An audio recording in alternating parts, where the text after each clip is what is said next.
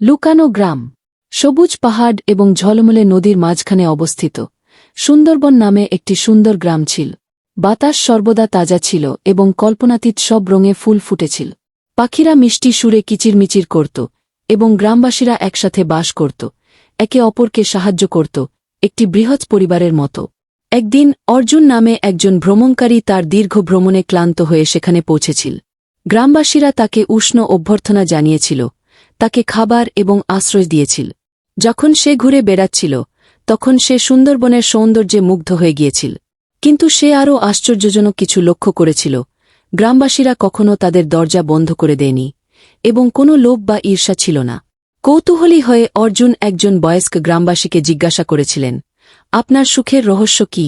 বৃদ্ধ লোকটি হেসে বললেন, আমরা বিশ্বাস করি যে প্রকৃত সম্পদ হল দজা এবং প্রকৃত সৌন্দর্য হল একটি পবিত্র হৃদয়। আমরা যা আছে তা ভাগ করে নিই এবং কখনও আমাদের প্রয়োজনের চেয়ে বেশি গ্রহণ করি না।